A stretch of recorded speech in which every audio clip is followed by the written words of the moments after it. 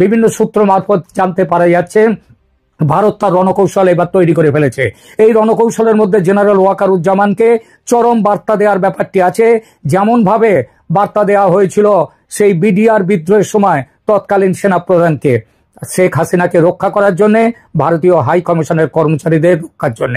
এবারও সেনাপ্রধান ওয়াকারুজ্জামানকে বলে দেওয়া হয়েছে রাষ্ট্রপতি শাহাবুদ্দিনকে রক্ষার যাবতীয় দায়িত্ব, ভারতীয় হাই কমিশনের কূটনীতিকদের নিরাপত্তা গ্রহণের দায়িত্ব তাকেই নিতে হবে, মানে সেনাবাহিনীকে নিতে হবে। যদি অন্যতা কিছু হয় তাহলে ভারতীয় সেনা ঢাকায় ঝাঁপিয়ে পড়তে দেরি করবে না। ভারতীয় সেনা পুরোপুরি ৩রা জুলাই রাষ্ট্রপতি শাহাবুদ্দিনকে গদিচ্যুত করে নতুন রাষ্ট্রপতি নিয়োগের ৩ নম্বর প্রচেষ্টা, মানে তৃতীয় প্রচেষ্টা শুরু হচ্ছে আজ থেকে। এর আগে গত বছর এই চেষ্টা দুবার হয়েছে। একবার মাঝরাতে রাষ্ট্রপতি ভবন ঘেরাও করেছিল ছাত্র জনতা, গেট ভেঙে ঢুকে পড়ার চেষ্টা করে, কিন্তু সেবার সেনাবাহিনী তৎপর ছিল এবং নিরাপত্তা বাহিনীর সেই তৎপরতা, তারা লাঠি গ্যাস চালিয়ে এই জনতাকে থামিয়ে দেয়। দ্বিতীয় চেষ্টা হয়েছিল গত ২১শে ফেব্রুয়ারি।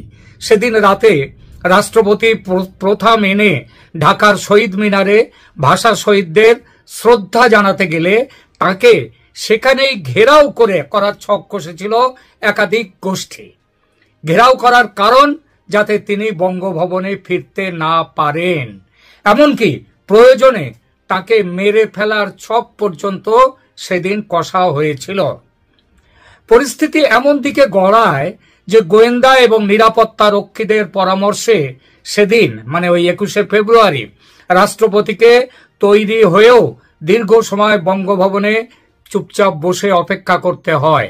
শেষে নিরাপত্তার বহর বাড়িয়ে রাষ্ট্রপতির শ্রদ্ধা জ্ঞাপনের ব্যবস্থা করা হয়।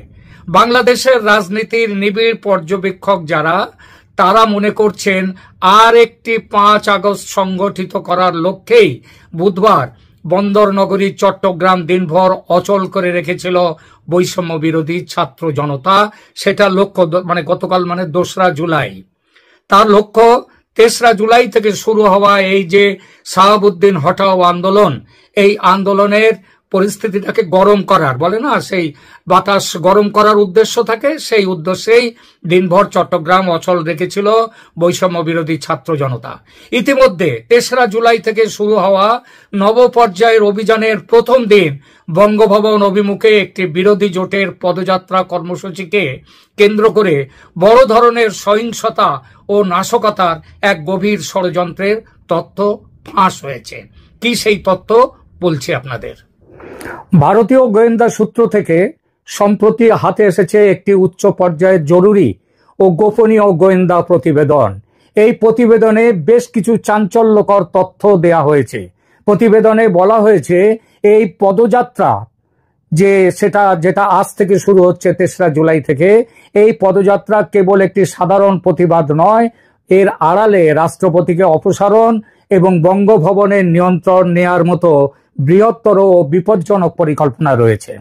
গোপন নথি যেটা বলছে যে এনসিপি ও তাদের অঘোষিত যে সমমনা জোট এবং যে জোটের বর্তমানে অন্যতম শরিক হলো বিএনপি, তারাও অনেকদিন ডাবল গেম খেলেছে, ভেতরে না বাইরে জানা যেত না। এখন তারাও এই জোটের মধ্যে এসেছে এবং তারা এই কর্মসূচির ডাক দিয়েছে। তবে এর মূল উদ্দেশ্য হলো রাষ্ট্রপতিকে পদত্যাগে বাধ্য করা এবং বঙ্গভবনকে অস্থিতিশীল পরিস্থিতি তৈরি করা, এবং তাকে, এই যে রাষ্ট্রপতি শাহাবুদ্দিন চুপ্পু সাহেবকে, সেখান থেকে তাকে বিদায় দিয়ে যাকে আনা হবে, যাকে রাষ্ট্রপতি পদে নিযুক্ত করবে, এই যে নতুন যারা আসছেন তারা, সেই নামের মধ্যে রয়েছে খালেদা জিয়া, তিনি হবেন রাষ্ট্রপতি। আবার অন্য মতে আলোচনা চলছে যে এখানে রাষ্ট্রপতি পদে নিযুক্ত হবেন মোহাম্মদ ইউনূস এবং প্রধান উপদেষ্টার পদে নিযুক্ত হবেন, যতদিন না নির্বাচন হয় ততদিন, হচ্ছেন তারেক রহমান। এবং সেই জন্যই এই পরিকল্পনাটা হচ্ছে একটা উগ্রপন্থী ও যে বাংলাদেশের গণতন্ত্র বিরোধী একটা ষড়যন্ত্র হিসেবে প্রতিবেদনে চিহ্নিত করেছেন ভারতীয় গোয়েন্দারা। প্রতিবেদনটির সবচেয়ে উদ্বেগজনক তথ্য হলো এটাই যে এই কর্মসূচিতে সহিংসতা সৃষ্টির জন্য এরই মধ্যে 1000-এর বেশি লোককে টাকা দিয়ে ভাড়া করা হয়েছে। কিন্তু এটা বাংলাদেশের যে ভেতরের খবর, সেখানে 1000 লোক নয়, এখানে টাকা দিয়ে ভাড়া করা হয়েছে 1000-এর অনেক বেশি মানুষকে। এবং সে সংখ্যাটা 5 থেকে 10,000ও যদি হয় তাতেও কোনো রকম চিন্তিত হওয়ার কারণ নেই, সেটাও ঠিক হতে পারে। এদের প্রত্যেককে 1050 টাকা থেকে 1500 টাকা পর্যন্ত দেয়া হয়েছে বা হবে। প্রতিবেদনে আরো বলা হয়েছে যে এদের মধ্যে অনেকেই জেল ফেরত, জেল থেকে যাদেরকে মুক্ত করেছেন মোহাম্মদ ইউনূসের সরকার, সেই জেল ফেরত আসামিরা, এই সন্ত্রাসীরা, জঙ্গিরা, এদের অনেকেই রয়েছেন তার মধ্যে। এবং তাছাড়াও আরো যারা এদের বাইরেও বহু রাজনৈতিক সহিংসতায় জড়িত ব্যক্তিদেরকে আজকের জন্য, আজ যে 3রা জুলাই যে অভিযান হবে, সেই অভিযানের জন্য তৈরি রাখা হয়েছে। গোয়েন্দা সূত্র পাওয়া নথি অনুযায়ী আন্দোলনকারীরা কর্মসূচির দিন কিভাবে কি করবে সেই ব্যাপারটাও তারা যেভাবে প্রস্তুতি নিয়েছে সেই প্রস্তুতির কথাও বলা হয়েছে। তাদের কাছে থাকবে, তারা কেউ অহিংস থাকবে না, তারা সবাই সহিংস থাকবে। এবং যেভাবে ওই 5ই আগস্টের পালাবদলের সময় 4 আগস্ট 5ই আগস্ট যেভাবে মানে গুলিগোল্লা চালানো হয়েছে, তাদের নিজেদের মধ্যে থেকে গুলি চালিয়ে নিজেদের লোককে মেরে সেই দোষ চাপিয়ে দেওয়া হয়েছে তৎকালীন সরকারের ঘাড়ে, সেই ব্যাপারটাও হবে। এদের কাছে ককটেল থাকবে, হাতে তৈরি বোমা থাকবে, ধারালো অস্ত্রশস্ত্র থাকবে। গোয়েন্দা সংস্থাগুলো ইতিমধ্যে এই বিস্ফোরক ও অস্ত্রের ভান্ডার কোথায় কোথায় আছে সেই জায়গাগুলো শনাক্ত করেছে। কিন্তু শনাক্ত করা আর শনাক্ত করার পরে ব্যবস্থা নেওয়া এই দুটো এক জিনিস নয়। ব্যবস্থা আদৌ নেওয়া হবে কিনা সে নিয়ে যথেষ্ট সন্দেহ আছে। পরিকল্পনায় একটি ঘৃণ্য ব্যবস্থার কথাও জানা গেছে। সেটা হলো অভিযানের সামনে রাখা হবে নারীদের, মেয়েদের মানব ঢাল হিসেবে ব্যবহার করা হবে। মিছিলের সামনের সারিতে নারী রাখা হলে নিরাপত্তা বাহিনী, সেটা পুলিশ হোক বা সেনাবাহিনী হোক, লোক দেখাবার জন্য তো একটু গুলিগোল্লা চালানোর দরকার হয়। সেটা প্রথমে তাদের মুখোমুখি হবে এবং মেয়েদের উপরে, নারীদের উপরে গুলি চালাতে বা লাঠি চালাতে তারা দ্বিধাবোধ করবে। সেই জন্যে চিন্তা রাখা হয়েছে। অনেকদিন আগে শুনতাম যে ভারতে যখন মুসলিম শাসকরা বিদেশ থেকে এসে ভারত দখলের চেষ্টা করত, লড়াইতে তারা সামনের দিকে রাখতো গরুকে। কারণ গরু হচ্ছে হিন্দুদের, পুজো করে গরুকে, হিন্দুদের কাছে গরু হচ্ছে গোমাতা। সেইটা করে তাহলে যাতে এই গোমাতাকে হত্যা না করতে হয় তার জন্য হিন্দু সৈন্য তারা চুপচাপ থাকতো। সেই সুবাদে এবং সেই সুযোগে তারা মুসলিম যে সৈন্যরা তারা এসে তাদেরকে হারিয়ে দিত। তো এখানেও সেই একই রকমের চিন্তা রয়েছে।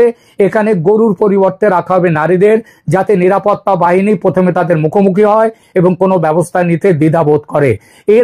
এই সুযোগে পেছনে থাকা এই পুরুষ কর্মীরা ককটেল অস্ত্র নিয়ে হামলা চালাবে। অন্যদিকে পরিকল্পনার আরো একটি অংশ হচ্ছে মোহাম্মদপুর ক্যাম্পের এক কিশোর গ্যাংয়ের নেতার সঙ্গে যোগাযোগ করা হয়েছে। এই গ্যাং স্বল্প সময়ের জন্য স্ট্রিট ডিস্ট্রাকশন বা যে নিরাপত্তা বাহিনীর বা রাস্তায় যারা আছে তাদের মনোযোগ অন্যদিকে ঘুরিয়ে নেবে এবং তারা একটা নয়েজ সাপোর্টেজ করবে এবং সেই সুবাদে এইভাবে আন্দোলনকে এগিয়ে নিয়ে যাবে।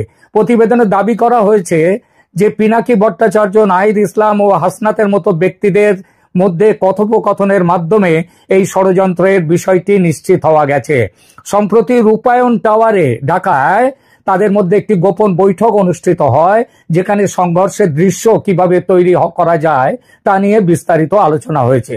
ষড়যন্ত্রের সবচেয়ে ভয়ঙ্কর দিকটি হলো পদযাত্রার এক পর্যায়ে আন্দোলনকারীরা নিজেদের ভিড়ের মধ্যে নিজেরাই ককটেল বোমা ছুড়বে, গুলি চালাবে। এর মাধ্যমে তাহলে মানুষের মৃত্যু হবে, গোলমাল হবে এবং সেই দায়, ককটেল বিস্ফোরণের দায়, গুলি চালাবার দায় নিরাপত্তা বাহিনীর ঘাড়ে চাপিয়ে সাধারণ মানুষের সহানুভূতি অর্জনের চেষ্টা করবে। ইতিমধ্যে এই অভিযানে মদত দেওয়ার উদ্দেশ্যে পাকিস্তান থেকে 3 জন পাকিস্তানি সেনাকর্তা আরব এমিরেটসের বিমানে তারা বাংলাদেশে এসেছেন। ভারতীয় গোয়েন্দাদের মতে দেশে জঙ্গি তৎপরতা বৃদ্ধির কর্মসূচি সফল করার লক্ষ্যে পথ নির্দেশ দেওয়ার জন্য, তাদেরকে গাইডেন্স দেওয়ার জন্য এই সেনাকর্তারা ঢাকায় এসেছেন। ব্রিগেডিয়ার জেনারেল পদমর্যাদার এই 3 সেনা অফিসারের নাম হলো পাকিস্তান বাহিনীর নাদিম আহমেদ, মোহাম্মদ তালহা এবং সাউদ আহমেদ রাও। এদের পরিচয় নিয়ে দ্বন্দ্বের কারণ ঢাকা বিমানবন্দরের ইমিগ্রেশন কাউন্টারে এরা যে পাসপোর্ট জমা দেন, তিনটি পাসপোর্টই গত 1-1.5 মাসের মধ্যে তৈরি হয়েছে। তার মানে একেবারে আনকোরা নতুন পাসপোর্ট। আর এখন তো যাওয়া আসার জন্য ভিসার দরকার নেই বাংলাদেশ এবং পাকিস্তানের। সুতরাং এই নতুন পাসপোর্ট তৈরি করে নিয়েই তারা এসেছেন বাংলাদেশে। এগুলো ডিপ্লোম্যাটিক পাসপোর্ট নয়, সাধারণ পাসপোর্ট। গোয়েন্দাদের, ভারতীয় গোয়েন্দাদের ধারণা হলো বিশেষ কারণে এদের পাসপোর্ট, এই সব পাসপোর্ট ইস্যু করে বাংলাদেশে এদেরকে পাঠানো হয়েছে। এর আগেও পাকিস্তানি সেনা অফিসাররা ঢাকায় এলে ইউনূস সরকারের তরফে সরকারিভাবে কখনোই কিছু জানানো হয়নি, এবারও হয়নি এদের আশা। এনসিপি অর্থাৎ ন্যাশনাল সিটিজেন্স পার্টি আমাদের ইউনূস সাহেবের নিজের বকলমে যে দলটি তৈরি করেছেন, সেই এনসিপি